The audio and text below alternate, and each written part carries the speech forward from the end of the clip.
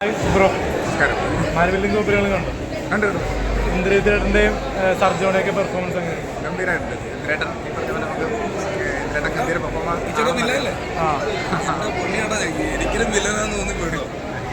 എൻ്റെ വീടിൻ്റെ അടുത്താണ് ഡയറക്ടറുടെ വീട്. ഞാൻ മുരയാണ്. എൻ്റെ വീടിൻ്റെ അടുത്താണ്.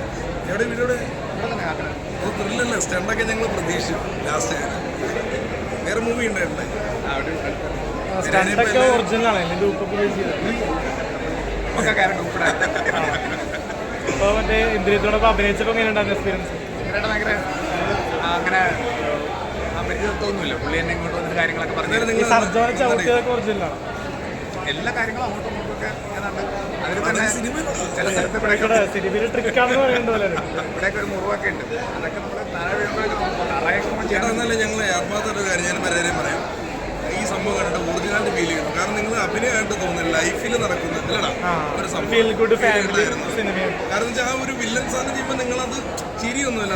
ഒരു സിനിമയിലേക്ക് എത്തിപ്പെടാൻ വേണ്ടി ഒരു ഡയറക്ടർ ശ്രമിക്കുന്നു, അവസാനം എത്തിപ്പെടുന്നു. ഞാനൊരു കുഞ്ഞു മൂവി ചെയ്ത് കോളനി എന്ന് പറഞ്ഞ OTT മൂവിയാണ് നേരായിട്ട്. നമ്മുടെ വിൻസി ചേച്ചി എങ്ങനെയുണ്ട് അഭിനയിച്ചത്? ഇതിൽ ഞാൻ പറയുകയാണെങ്കിൽ ഞാൻ കാസ്റ്റിംഗ് ഡയറക്ടറും കൂടിയാണ്. അപ്പോൾ ഈ ക്യാരക്ടേഴ്സിനെ തീരുമാനിച്ചപ്പോൾ തന്നെ ഈ മ്യൂസി ഇങ്ങനെ ആൾക്കാരെ വെക്കുന്നതിന് നമുക്ക് പെർഫോമൻസ് കിട്ടാൻ കൂടി വേണ്ടിയിട്ടായിരുന്നു. അതെല്ലാം ഭയങ്കര സാറ്റിസ്ഫൈഡ് ആണ്. ത്രൂഔട്ട് മറ്റേ സെന്റിമെന്റ്സ് ആണെങ്കിൽ വിൻസിയുടെ പെർഫോമൻസ് കുറച്ച് കോമഡി ആയിട്ട് തോന്നി.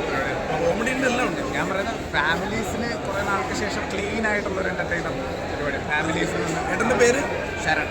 ശരൺ. വേറെ മൂവി ചെയ്തിട്ടുണ്ടോ? നീരജ് എന്ന സിനിമയ്ക്ക് ശേഷം ശ്രുതി രാമേന്ദ്രൻ്റെ ഒരു സിനിമ, അപ്പോൾ അതൊക്കെയാണ് നോക്കി കാണുന്നത്. ഈ കോമ്പിനേഷൻ എനിക്ക് ഇതിനു മുമ്പ് അങ്ങനെ വന്നിട്ടില്ല.